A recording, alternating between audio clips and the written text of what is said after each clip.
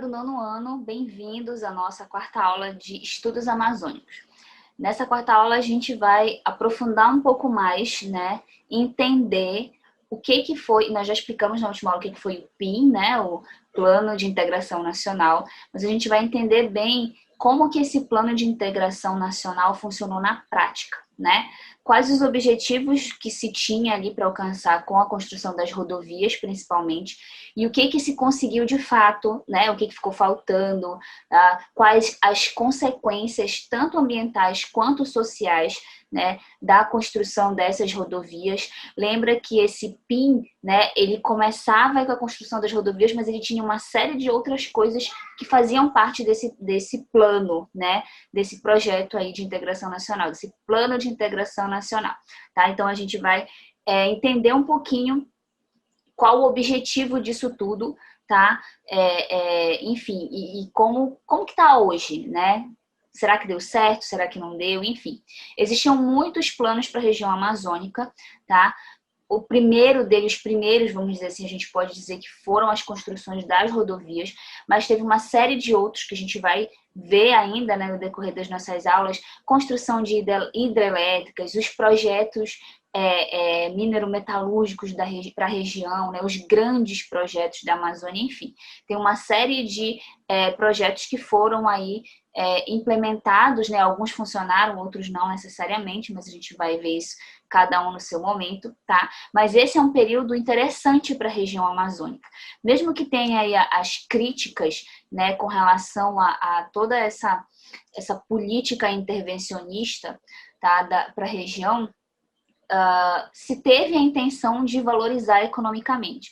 Claro que a falta de conhecimento mais aprofundado sobre a região, né, talvez não permitiu que esses projetos alcançassem de fato, né, tudo que eles poderiam, todo o seu potencial. Fora a grande preocupação com a questão ambiental, que é algo que hoje para a gente é quase palpável, né, mas que à época lá do regime militar era realmente um discurso, uma conversa que você não via muito presente aqui no Brasil, né? E quando via, né, você teve casos aí, por exemplo, Chico Mendes, né, dentre outros, era logo ali retalhado, né, enfim, já se abafava, não se dava muita voz a esse tipo de discussão, tá? Mas a gente tem aí grandes planos, vamos dizer, para a região, e alguns deles a gente vai começar a conhecer hoje, certo? Então, tu abre lá no teu capítulo 5, página 114, tá? Da 114 a 125. E a gente vai falar sobre o PIN, que é o Plano de Integração Nacional, a construção das rodovias e a transformação socioespacial. Então, hoje finalmente, a gente vai, né, entender um pouquinho, por exemplo, sobre a Transamazônica, sobre a Manaus-Porto Velho, sobre a Cuiabá-Santarém, né, que são rodovias que foram construídas aqui para a região para tentar integrar a região amazônica ao restante do Brasil, certo? Como eu já falei anteriormente, a Amazônia não foi a única região, né, para onde se tinha planos nesse período. Claro que você vai ter esse plano de integração nacional, ele está ali em todas as regiões do Brasil. Mas, obviamente, né, a gente vai focar aqui na nossa região, que é a região amazônica, certo? Então, vamos lá. Vamos pensar aí nas transformações que a Amazônia teve no decorrer do tempo, principalmente a partir de 1960. Então, antes disso, você tem a região amazônica com uma organização socioespacial muito característica, muito específica dela, né? Principalmente herdada ali da época do período colonial, né? Onde você tinha ali as tribos indígenas, né? E todo o costume que você tem dali, mesmo quando os portugueses chegam aqui, né? Não são coisas assim que são tão mudadas, tão... Você ainda tem, por exemplo, os rios como principais vias de transporte, né, para os produtos. A atividade atividade econômica, né, ainda a maior parte você ainda tem o extrativismo, então você tem ali os rios como as vias de transporte, né, para o extrativismo.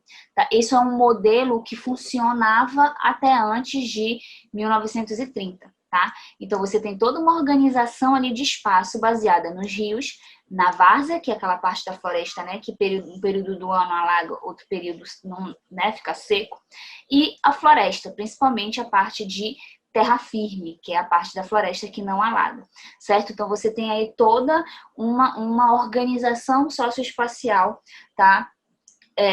Antes de 1960, que é completamente mudada, transformada, quando um novo modelo é trazido, né? A partir ali do governo dos militares, mesmo na era Vargas, como a gente viu antes, né? A gente já tinha ali uma tentativa de mudança do padrão, vamos dizer assim, econômico para a região. Então, Vargas, por exemplo, tinha lá os planos com relação à agricultura, né? O Kubitschek, por exemplo, o JK, né? Ele traz aí o lance da construção das rodovias para integrar o restante do Brasil, mas nada que modificasse tão profundamente a região, né? Até porque o foco do JK era a questão de Brasília, então as rodovias deveriam, né, passar ali por Brasília, certo?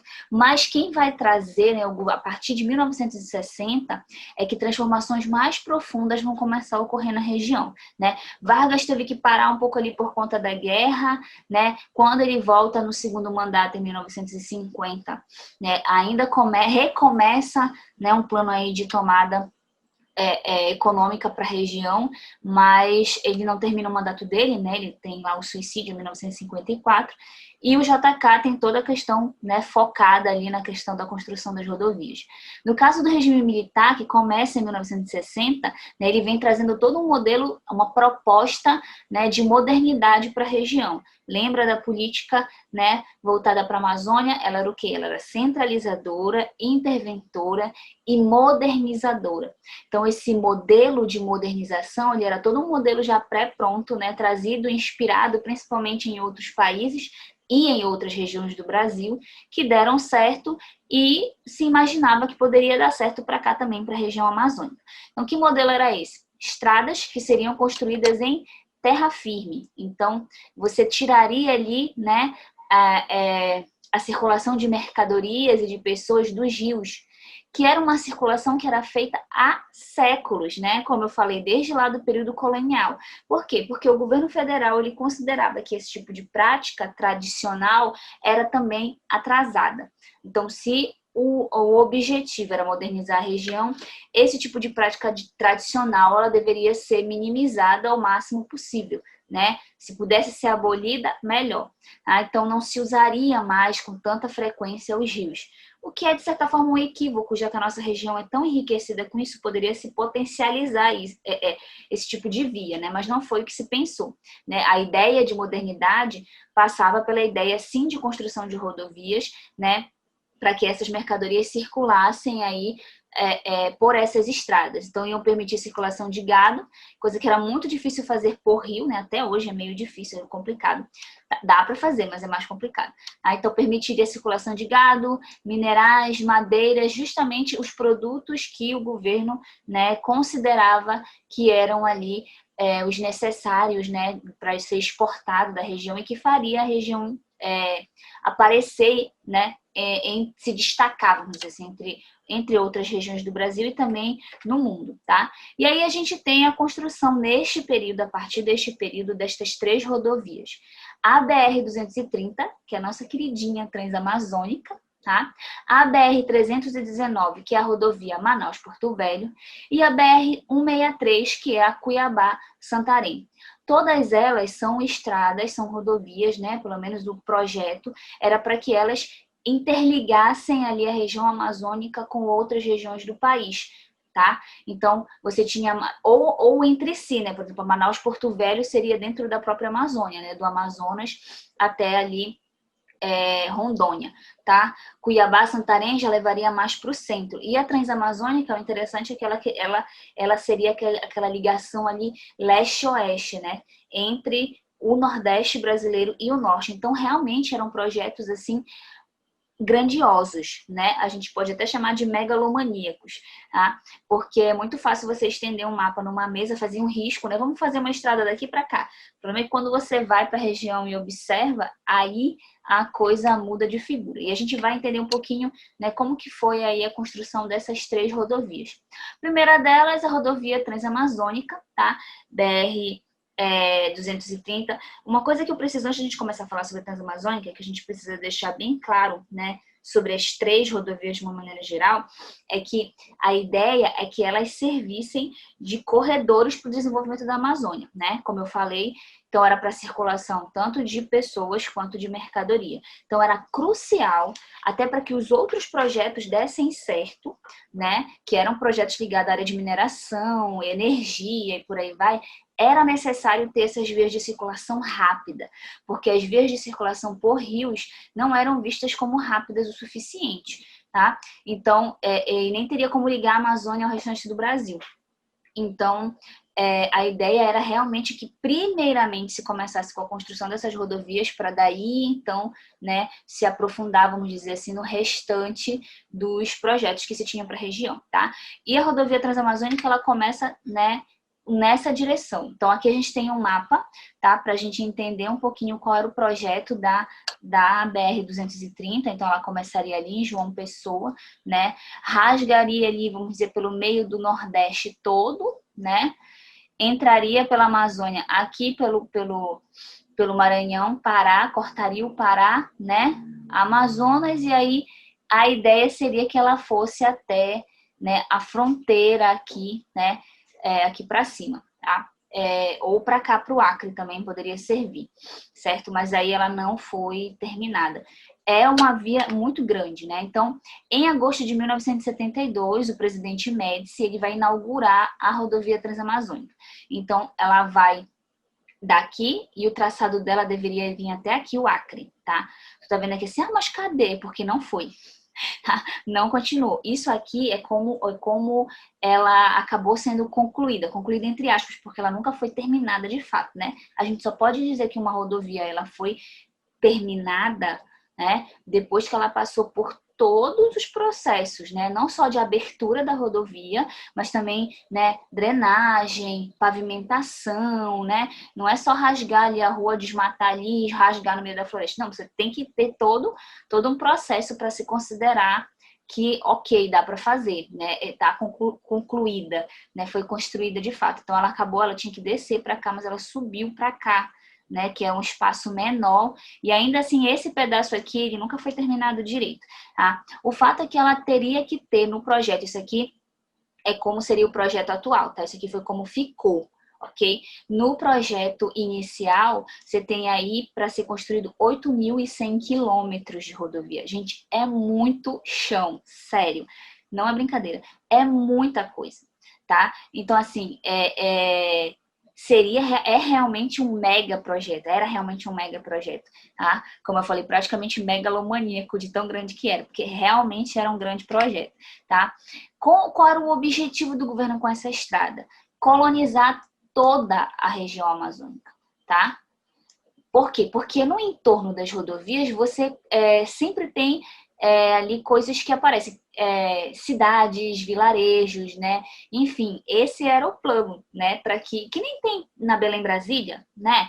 Você vai, por exemplo, e passa ali por Castanhal, que é a nossa, né? Belém Brasília aqui é a BR-316 ou BR-010, né? Você tem Castanhal, você tem Santa Isabel, né? São cidades que foram crescendo no entorno da rodovia, né?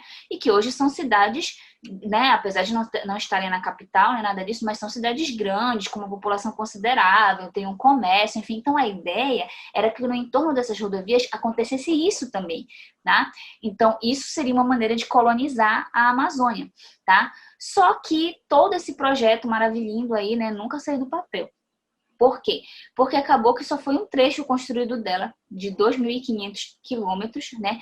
E ainda assim não é toda a época do ano que este tráfego flui, tá? Você tem aqui muitas partes da estrada que são os próprios estados que tomam conta, então não é mais BR, tá?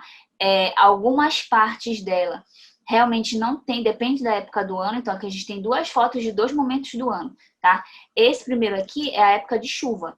Olha o estado que a estrada fica. E é uma estrada que realmente teria utilidade, porque você tem caminhões que passam por lá, né? Veículos de grande porte que levam mercadoria que passam por lá e teriam a necessidade, né, de fazer com que, de utilizar realmente essa rodovia que infelizmente não funciona direito, tá? Não na sua extensão completamente. Certo? Então, assim é como fica na época de chuva e na época que não chove, né? Fica tão seco que, assim, é um poeiral, né? para também sofrer um acidente, também é muito fácil. Nesse caso, porque a visão fica ruim por conta da poeira, né? E até para respirar é difícil. E neste caso aqui, por conta do atoleiro, né? Que você pode perder, inclusive o veículo, aí o teu prejuízo ser muito grande, certo? Dentro desse pensamento, né, qual era o plano? Construir a rodovia, e nos entornos dessa rodovia você tinha os projetos, né, que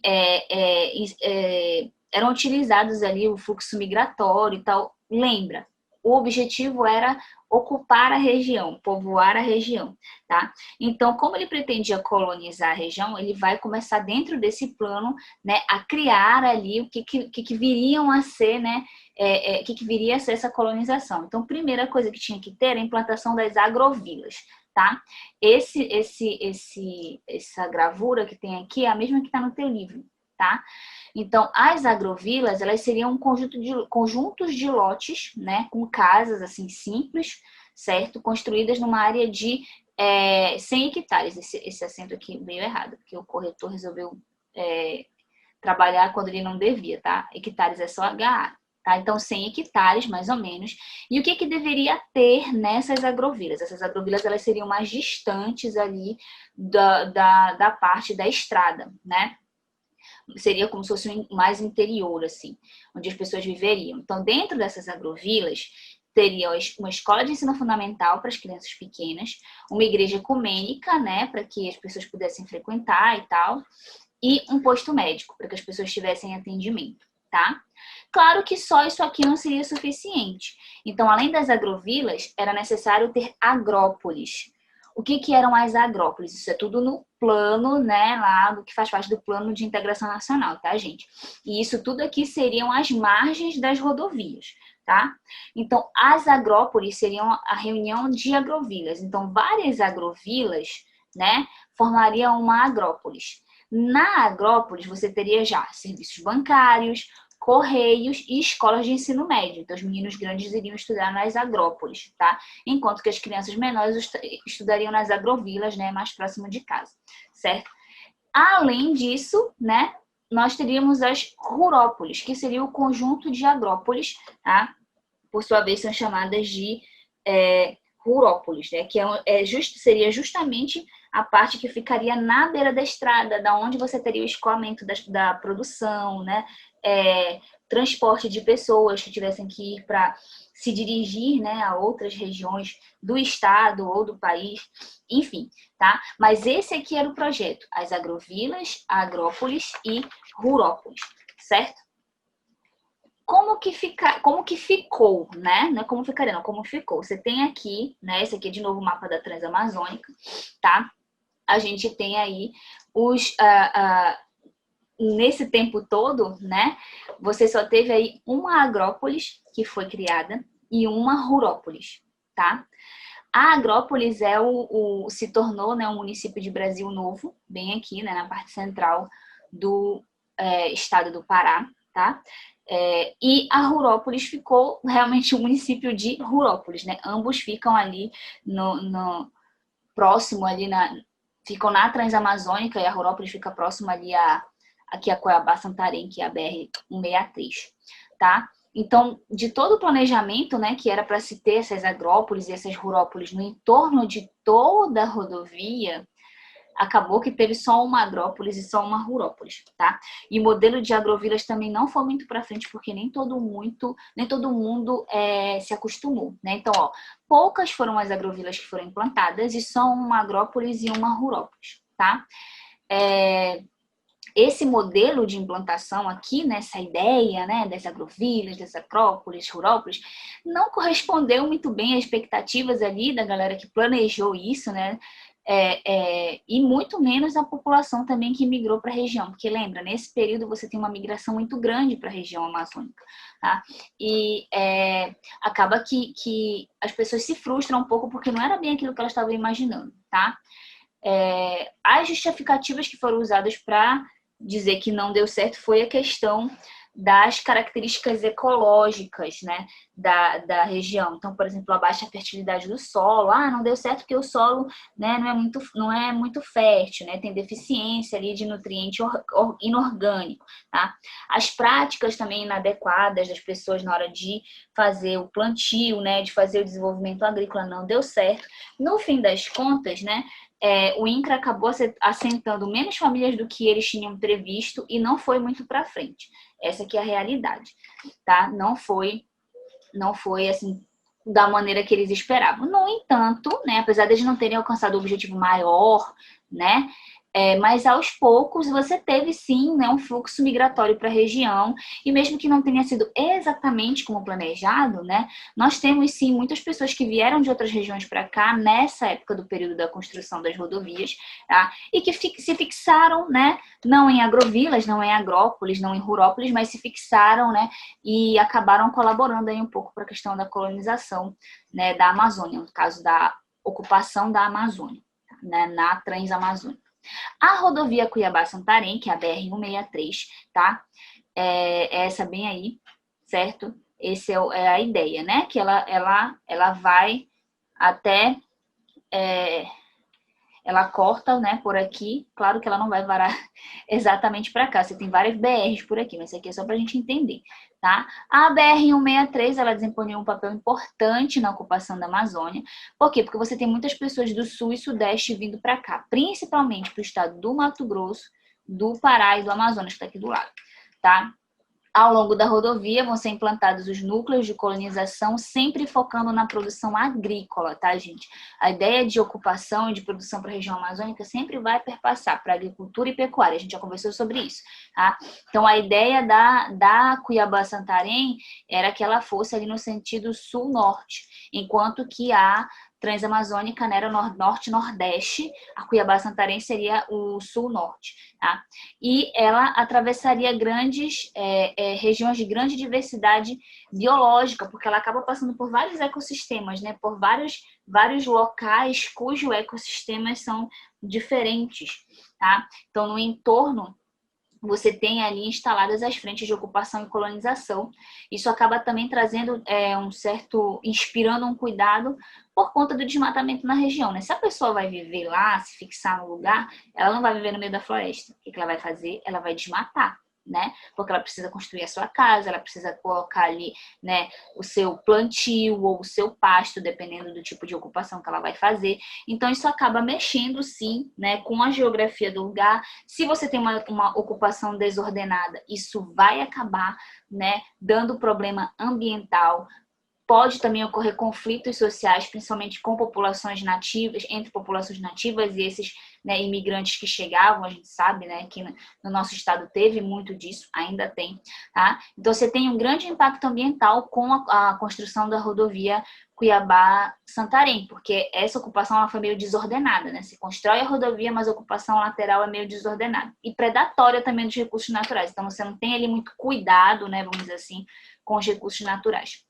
Tá? Os impactos sociais são referentes à estrutura fundiária presente na região. Então, você tem uma má distribuição de terra, uma concentração de renda, isso vai gerar conflito, né? Bem parecido com o que a gente já conversou entre poceiros e latifundiários, camponeses e grandes proprietários, ambientalistas e ruralistas, tá? Porque principalmente por causa dessa questão ambiental, tá? Os ambientalistas eles vão bater muito nisso, né, de preservação, que são ambientes de diversidade biológica grande, daí você vai e rasga uma rodovia ali no meio, olha a consequência ambiental que você vai trazer, né? Ao mesmo tempo você tem os ruralistas pensando na questão da agricultura, da pecuária, do crescimento econômico, enfim, são muitos interesses, né, num lugar só, tá? Na parte, é interessante que quando ela está ali passando pelo Mato Grosso, a atividade econômica que mais vai crescer, né, que mais vai receber incentivo é a produção agrícola do tipo empresarial, que é a que a gente chama de agronegócio. Então, não é aquela produção agrícola de cooperativas, de pequeno produtor, não. São as empresariais, o agronegócio. Então, o agronegócio ele só trabalha com latifúndio. E a gente já conhece quais as consequências ambientais do latifúndio. No caso das terras, né, que ficam na região paraense, por exemplo, a gente tem a questão das pastagens, né? Então, vai desmatar também para criar pasto, para poder, né, criar ali bois, tá? qualquer dessas atividades, seja se for a pecuária, seja o agronegócio, vai ter que desmatar a região para poder utilizar, né? E a ausência da vegetação, né, relacionada a chuvas fortes vai acabar mexendo ali no solo. A gente já viu ano passado no 8º ano, se você não lembra, eu te aconselho a catar teu livro do 8º ano para dar uma procurada lá, né, sobre o ravinamento e o vossorocamento do solo, que é quando você tem ali aquelas rachaduras, né, você tem um empobrecimento do solo muito grande, enfim. A BR-163, ela foi recentemente terminada, vamos dizer assim, né? O Exército Brasileiro, o governo federal, solicitou que eles fossem lá e pavimentassem a rodovia. Ela não foi toda pavimentada, tá, gente? Deve ter sido uns 10 quilômetros só, tá? Mas deu-se um pouco de atenção a ela, vamos dizer assim, nos últimos tempos, certo? A rodovia Manaus-Porto Velho, tá? É a BR 319, certo? É essa bem aqui. É a menorzinha delas, tá? E ela foi construída entre 1972 e 1973. Ela tem só 877 quilômetros de extensão. E ela recebe uma atenção um pouco mais especial, vamos dizer assim. Por quê? Porque na época o estado do Pará, ele já tinha recebido, por exemplo, a Sudam, né? Então ele já estava com a Sudam, tinha a maioria dos projetos pecuários na região, né? Tinha o maior trecho da Transamazônica passando por dentro dele. A Cuiabá-Santarém também passava por dentro do Pará, né?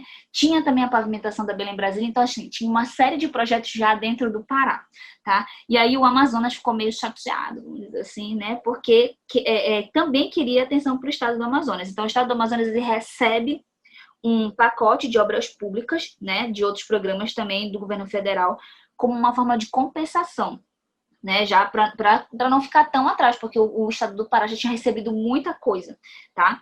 E aí o estado do Amazonas, por exemplo, nele foi implantada a Zona Franca de Manaus, né? Tem a hidrelétrica de Balbina e aí tem ali as rodovias, tem uma outra rodovia além dessa, mas essa ela acaba sendo pavimentada, então ela recebe por conta disso, né, prioridade na pavimentação. E ela é menor também, seria mais fácil de pavimentar, tá? Após a construção da Manaus-Porto Velho, o tráfego entre Manaus e Porto Velho, né, que foi o trecho que foi construído, ele não foi assim tão intensificado como era esperado. Se esperava, né, que as pessoas preferissem passar, vamos dizer, ali pela BR-319, né, a Manaus-Porto Velho, mas acabou que não foi, né, e como teve pouco movimento na rodovia, acabou que ela ficou abandonada. Literalmente, né? A Transamazônica, por exemplo, mesmo com seus percalços, você tem muitos municípios que ficam em torno dela, né? Infelizmente, ela não é bem cuidada o suficiente, mas se fosse sério, gente, seria um potencial, um potencial enorme para a região, que infelizmente, por ser muito caro também agora, né, cuidar dela, seria muito dispendioso realmente tratar, enfim, melhorar para que ela ficasse usável 100%, tá? Mas você tem municípios, né, que cresceram ao seu entorno, enfim, ela não foi abandonada, ao contrário da Manaus-Porto Velho, que acabou ficando aí abandonada, tá? Fatores que colaboraram para essa pouca utilização da BR-319. Escoamento da produção, que era feito por rios e por avião. Então, você ainda tinha muitos rios aqui, para ter o próprio Rio Amazonas, o Rio Negro, né? Você tem muitos rios próximos e muitos municípios que são próximos aos rios e não a rodovia, entendeu? Então, se eu tenho um município, tenho uma produção, moro num município, tenho uma produção que fica próximo a rio, eu vou mandar pelo rio, porque essa acaba sendo mais rápido do que, né, chegar numa estrada para mandar pela estrada, porque a maioria dos municípios ficavam próximos a rios, né? Então, ou se mandava pelos rios, ou se mandava por avião, que era ainda mais rápido, tá? A dinâmica de migração, né, para a região não foi feita através da Manaus-Porto Velho, então você não tinha um fluxo de pessoas aqui, né, entre essas cidades. O maior fluxo acabava indo de Cuiabá para Porto Velho, então do Mato Grosso para Rondônia, tá? Para cá. E as condições da estrada também, mesmo ela tendo prioridade na pavimentação, elas eram muito precárias, tá? Embora essa construção, né, tenha provocado impactos, sim, né, sobre a vegetação ali no entorno, tá? Em comparação a Cuiabá-Santarém, a Transamazônica, a Manaus-Porto Velho, ela foi a que teve menos áreas desmatadas, tá? Você tem uma característica natural da região que é de chuvas muito intensas. Isso acaba dificultando, né, que você tenha, por exemplo, uma rodovia mais pavimentada, mesmo que esse pavimento que tenha sido colocado aqui, que dure, né, porque é muita chuva, fica literalmente no meio da floresta, gente, tá? Percebe como a mata é fechada ainda aqui, né? Porque não foi desmatada. Claro que tem potencial de desmatamento nela, é óbvio, tá? Mas você teve pouco, abriu-se a rodovia, mas você teve pouco interesse em que as pessoas migrassem para cá, né? O solo também não é um solo muito favorável para a agricultura, então isso não anima as pessoas, né? Não animou as pessoas a virem para essa região para se fixar no lugar, né? Os solos próximos, por exemplo, às outras rodovias, né? A Cuiabá, Santarém, a Transamazônica, eles eram melhores ali para a questão da pecuária e do agronegócio. No caso da Manaus, Porto Velho, nem tanto. Então você tem aí a questão geográfica mesmo, né, e climática do lugar, que não favorece para essa migração, tá? E a própria questão natural do solo também, que não favorece ali, né, a questão do principal objetivo, né, que era fixar as pessoas aqui através das práticas de agropecuária. Então, isso acabou aí deixando ela com pouca funcionalidade, principalmente dentro do projeto que o governo tinha, que era de colonizar a região, né? De fixar pessoas aqui, de torná-la produtiva, enfim, acabou não colaborando muito, vamos dizer assim, certo? Mas a gente vai continuar falando sobre essas coisas nas próximas aulas, no decorrer das próximas aulas, tá? A partir das próximas aulas, a gente já vai começar a focar em alguns dos grandes projetos e entender um pouco mais, tá?